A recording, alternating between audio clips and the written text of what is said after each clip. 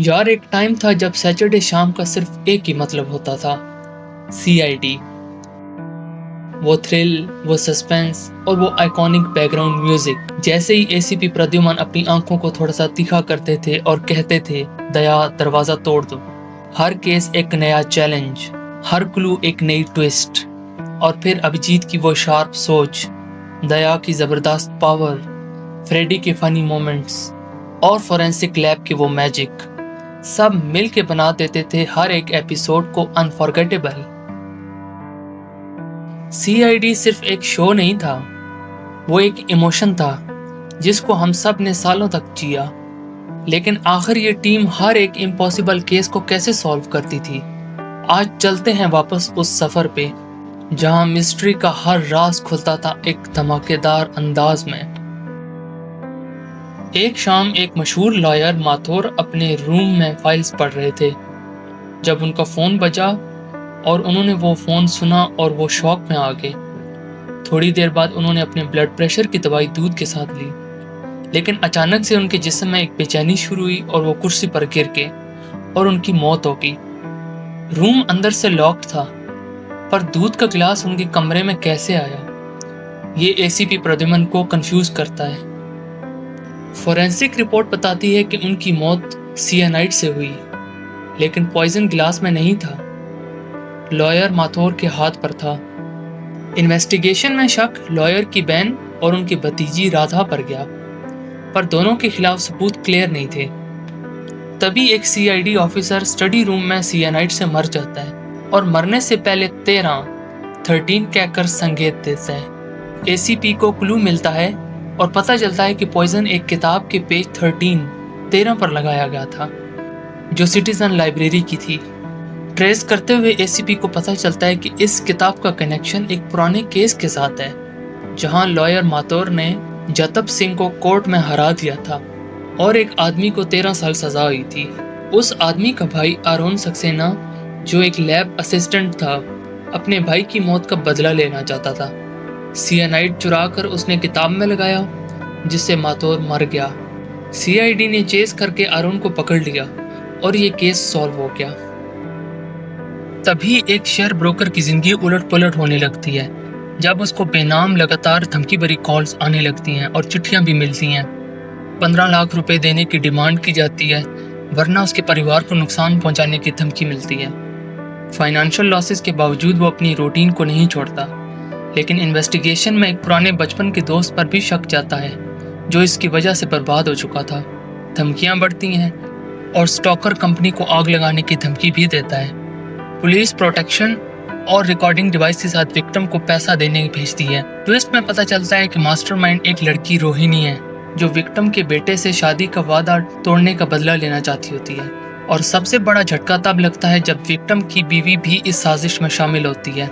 इसी intense investigation के आसपास सीआईडी टीम में एक नया चेहरा शामिल होता है, सीनियर इंस्पेक्टर दया, जो अपना पहला केस बहुत हिम्मत और बहादुरी के साथ लड़ता है। 2 साल से लापता एक पुलिस ऑफिसर, जिसका नाम भी उसको याद नहीं, एक दिन हाईवे पर अपनी कार के ट्रंक में बेहोशी की हालत में मिलता है। ये है इंस्पेक्टर अभिजीत का सीआईडी में कमबैक, लेकिन इस बार सवेयर एमनीसिया के साथ।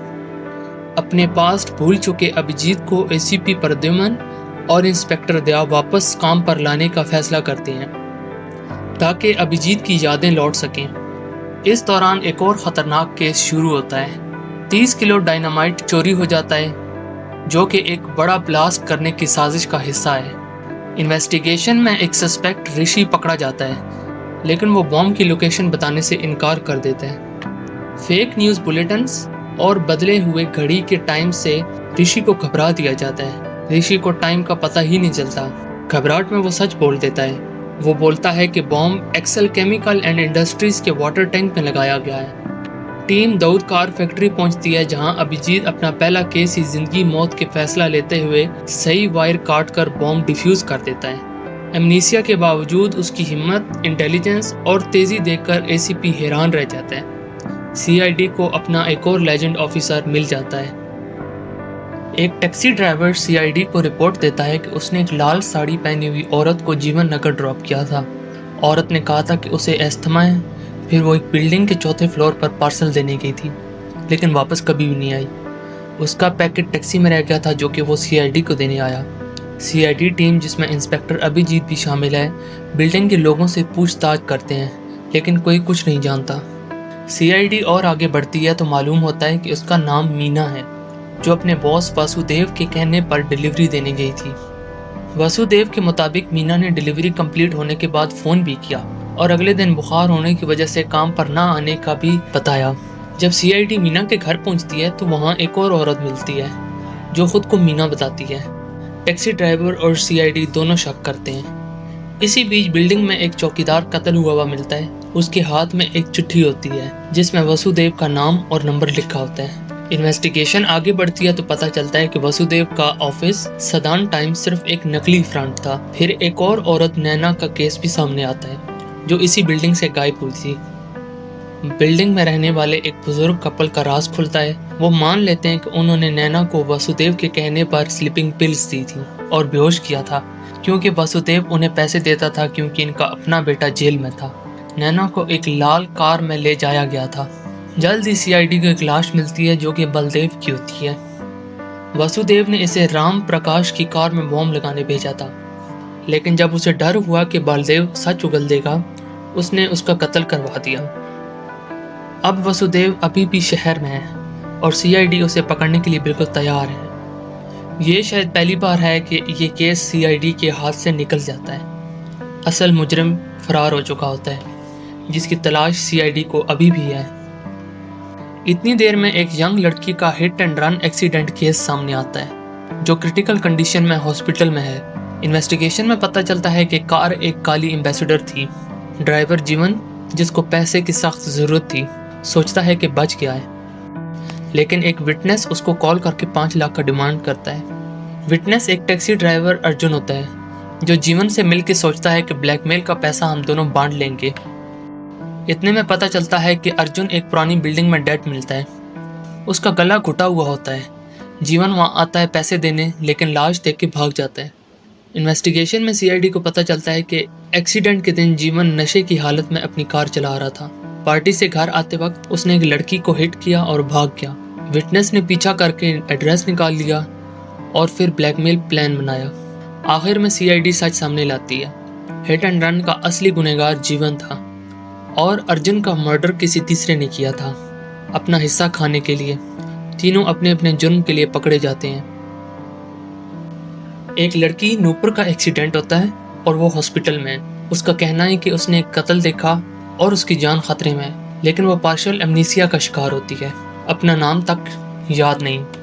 इन्वेस्टिगेशन में पता चलता है कि जिस कार से एक्सीडेंट हुआ था वो राजपाल नाम के आदमी ने रेंट पर ली थी। तभी नूपुर के चाचा सनावर आते हैं और कहते हैं कि नूपुर मेंटली अनस्टेबल है और वो अपने आप से कहानियां बनाती है।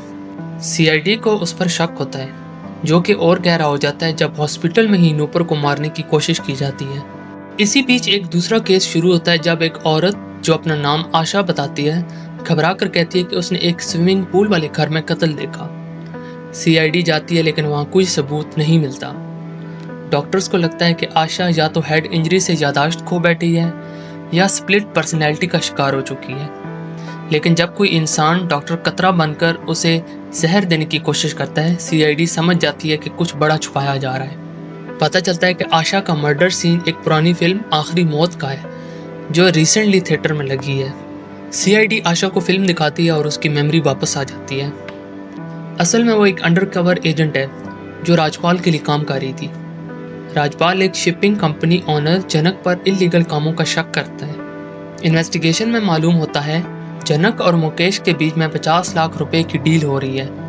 राजपाल को जनक के लोग मार देते हैं। आशा एक टेप बचाकर निकल आती है जिसमें सब सबूत होते हैं। सीआईडी टेप हासिल करती है। जनक और मुकेश दोनों अरेस्ट हो जाते हैं। गवर्नमेंट की इंक्वायरी शुरू होती है और राजपाल को इंसाफ मिलता है। केस सॉल्व हो जाता है और आशा दिल्ली चली जाती है सीआईडी का शुक्रिया अदा करके। एक तूफानी रात थी जब एसीपी की कार बीच रास्ते में खराब हो गई। वहाँ ही एसीपी की मुलाकात एक लड़की दिशा से होती है जो फैंसी ड्रेस कंपटीशन से लौट रही होती है और कहती है कि उसकी कार बीच रास्ते में ख़राब हो गई है। एसीपी उसे लिफ्ट देते हैं और उसके घर तक छोड़ते हैं। लेकिन जैसे ही दिशा अंदर जाती है, घर का हेल्पर कहता है कि हाँ, कोई दिशा रहती नहीं, बल्कि वो तो 2 साल पहले मर चुकी है। एसीपी को ये बात बहुत अजीब लगती है। सीनियर इंस्पेक्टर की कॉल आती है और एसीपी को प्रेस क्लब बुला लिया जाता है। एसीपी को शक होता है कि कोई उसे घर से दूर ले जा रहा है। वापस आके एसीपी को पता चलता है कि यह सब एक कॉलेज प्रैंक था जो दिशा और उसके दोस्तों ने मिलकर किया, इसलिए क्योंकि एसीपी ने कहा था कि वो किसी से नहीं डरता। लेकिन मजाक के बाद कहानी में एकदम डार्क मोड आ जाता है। दिशा के दोस्त ईशा एक जहरीले सांप के काटने से मर जाती है और सीआईडी को लगता है कि सांप उसके बैग में जानबूझकर रखा गया। इन्वेस्टिगेशन में पता चलता है कि ईशा का बॉयफ्रेंड रोहन भी एक दिन पहले मार दिया गया था। दोनों मर्डर्स के हाथ पर एक अजीब सा सिंबल मिलता है। आखिर में करण, जो प्रैंक ग्रुप में था, कॉन्फेस करता है कि उसने रोहन को इसलिए मार दिया क्योंकि रोहन ईशा को हरास कर रहा था और रोहन ने ही सांप ईशा के बैग में रखा था। सीआईडी करण को अरेस्ट कर लेती है। बोरीवली नेशनल पार्क में एक आदमी की लाश मिलती है। पहले लगता है कि जानवर ने अटैक किया, लेकिन फोरेंसिक लैब बताता है कि उसको पहले मार के जंगल में छोड़ दिया गया था। दूसरा विक्टिम मिलता है दक्ष, जो जिंदा होता है लेकिन बुरी तरह से टॉर्चर हुआ होता है। सीआईडी को पता चलता है कि वो पिछले 5 महीनों से मंगोलियन ड्रग शिपमेंट को रोकने की कोशिश कर रहे थे और दक्ष एक गैंग में इन्फॉर्मेंट था, लेकिन अपने भाई के कातिल तक पहुंचने के पर्सनल मिशन में फंस गया। दूसरा इन्फॉर्मेंट बलराज भी मर चुका है। दक्ष के कपड़ों में मिले गिलास के टुकड़े सीआईडी को एक ग्लास फैक्ट्री तक लेके जाते हैं, जहां एक टीवी सीरियल शूट हो रहा होता है, लेकिन असल में वहां ही ड्रग का काम होता है। शॉपकीपर से मिले सिगरेट और एक फटे हुए 100 रुपए के नोट के नंबर से सीआईडी एक बार तक पहुंचती है, जहां से पता चलता है कि चेन नाम का आदमी 16 तारीख को मंगोलिया से ड्रग कंसाइनमेंट ला रहा है।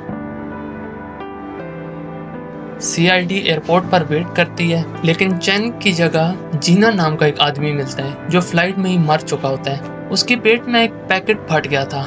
सीआईडी समझ जाती है कि असली कंसाइनमेंट किसी और ने स्मगल किया था। इन्वेस्टिगेशन में बिरजू नाम का आदमी सस्पेक्ट बनता है। बिरजू की बीवी, जो ब्यूटी पार्लर में काम करती है, उसने बताया कि बिरजू ने उसको होटल में मिलने बुलाया था, लेकिन फिर प्लान बदल दिया और सेंटा क्रूज में उतार दिया क्योंकि वो दिल्ली की फ्लाइट ले रहा था। इस दौरान दक्ष ठीक हो जाता है और अपने भाई के कातिल तक पहुंचने के लिए सीआईडी के साथ ऑपरेशन में शामिल हो जाता है। सीआईडी और दक्ष एक ग्लास फैक्ट्री में रेड करते हैं और असली क्रिमिनल्स तक पहुंच जाते हैं, वही लोग जो दक्ष को टॉर्चर करते हैं और उसके भाई को मारते हैं। अंत में गुस्से के बावजूद दक्ष ने उनको मारने के बजाय कानून के हवाले कर दिया।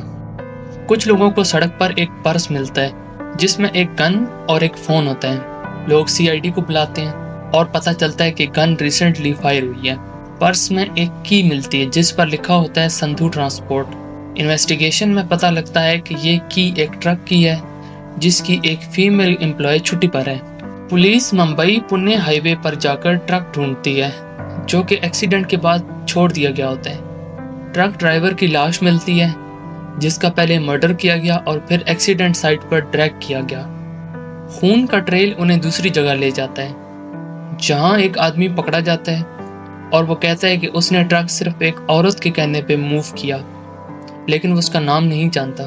ट्रक दोबारा मिलता है, लेकिन इस बार नंबर प्लेट बदली हुई होती है और अंदर से एक डेड बॉडी भी मिलती है। सीआईडी को पता चलता है कि विक्टिम का चेहरा डिसफिगर हुआ हुआ है जिसका पहचान करना मुश्किल है। ड्रैग मार्क्स और स्टेरोफॉर्म के पेंट के टुकड़े उन्हें एक पेंटिंग वर्कशॉप तक ले जाते हैं। इन्वेस्टिगेशन में ट्रक ऑनर फरीदा के नाम पे आता है जिसकी maroon car last time workshop पर फंस गई थी।